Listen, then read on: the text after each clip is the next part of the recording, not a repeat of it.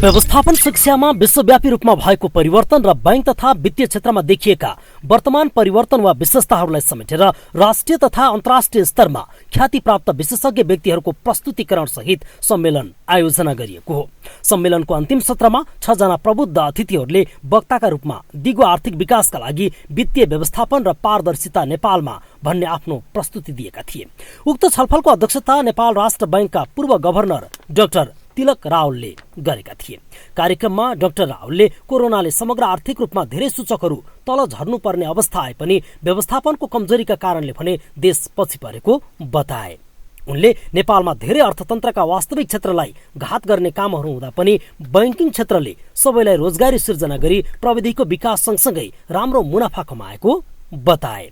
Covid पछाडि पहिलेकै जनशक्तिले धान्न नसक्ने हुँदा बैंकिङ क्षेत्रहरू परिवर्तन भइ जानुपर्नेमा उनले जोड दिए। चुनौतीलाई सफलतापूर्वक सामना गर्न सक्नुपर्नेमा जोड दिँदै उनले अर्थतन्त्र चलायमान छ, यो निष्क्रिय छैन भन्ने सन्देश दिएको बताए। We had trade war between the two largest economies of the world, USA and China. It did, impact global economic output and international trade in a very negative way. To make it simpler, global economic output and global international trade contracted. The feud between the two largest economies of the world has eased a bit, but it has not come to an end. It is still, very much there, and nobody knows what turn or shape it will take tomorrow. After this, trade war between the two largest economies of the world, we faced this COVID-19.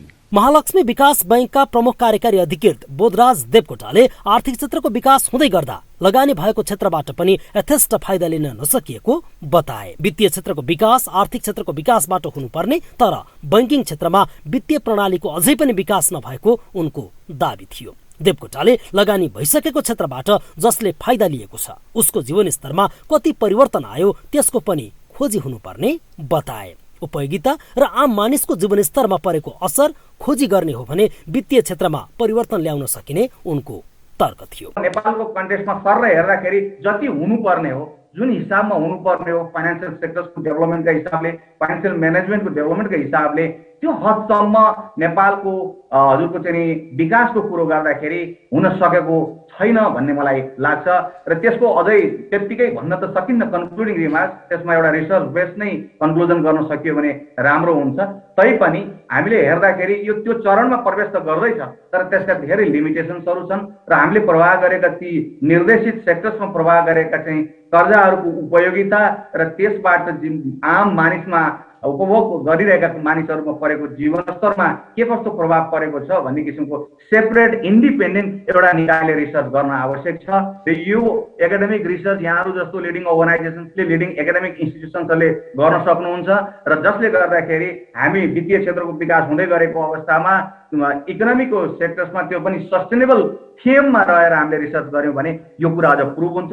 तर as a whole हेर्दा, एउटा general हाइपोथेसिसका हिसाबले हेर्दा, common सेन्सका हिसाबले हेर्दाखेरि चाहिँ एकदमै ठुलो विकास भइरहेको छ भनेर भनिहाल्न सक्ने चाहिँ अवस्था छैन। सरकारले वित्तीय क्षेत्रमा भएका सम्पूर्ण कार्यक्रमहरू के कसरी भइरहेको छ भन्ने बारे आम नागरिकलाई प्रश्न गराउनु पर्ने आवश्यकता रहेको राष्ट्रिय योजना आयोगका सदस्य रामकुमार फुइयालले बताए।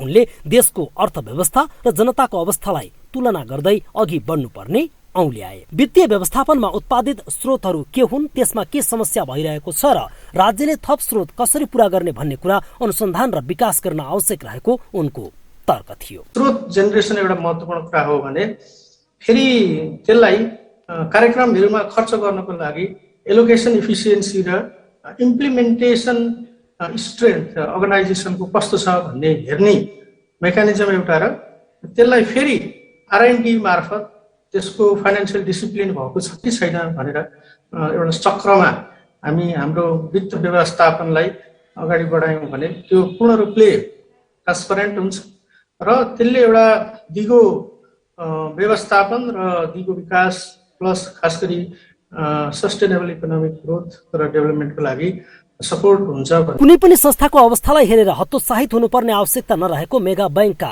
प्रमुख कार्यकारी अधिकृत रविना देशराज श्रेष्ठले बताइन्। वित्तीय क्षेत्रले व्यवस्थापन गर्न नसकेर मात्र यस्तो अवस्था देखिएको बताउँदै कोभिड पछि पनि बैंकको आम्दानी राम्रो नै रहेको उनको तर्क थियो। उनले व्यावसायिकतालाई सँगै लिँदा देखिएका चुनौतीलाई सामना गरेर अघि बढ्न सके मात्र देश विकास हुने विश्वास व्यक्त गरिन्। कसरी प्र्याक्टिकली असर परेको छ हाम्रो एभ्री बिजनेसलाई, एभ्री इन्डिभिजुअललाई। अहिले त हाम्रो सर्भाइभल मोडमा छौँ जस्तो लाग्छ हामी।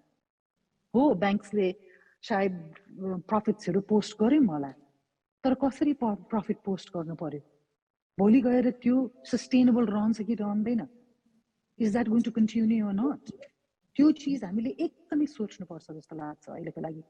एन्ड अल्सो ह्यान्ड होल्डिङ अहिले हाम्रो अन्टरप्रेनर्सलाई अनि व्यवसायहरूलाई is extremely important जस्तो लाग्छ।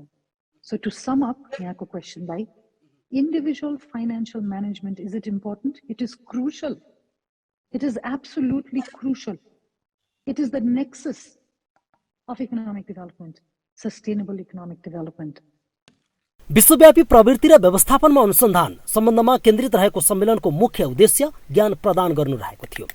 GIC 2021 कोभिड-19 को बीचमा व्यवस्थापन, शिक्षा र अनुसन्धानको क्षेत्रमा देखा परेका धेरै चुनौती र अवसरहरू बारे बहस केन्द्रित रहेको थियो। यी सबै सन्दर्भहरूका बीचमा वित्तीय क्षेत्रमा विश्वव्यापी रूपान्तरणका लागि साधनहरूको परिचालनलाई समर्थन गर्न वित्त, प्रविधि, व्यापार र तथ्याङ्कका सबै स्रोतहरूलाई आकर्षित गर्ने ठोस उपायहरूको प्याकेज सहित सदस्य राष्ट्रहरूबाट नीतिगत कार्यहरूको विस्तृत छलफल सहित दिगो विकासका लक्ष्यहरूसँगै अघि बढ्नुपर्ने देखिन्छ।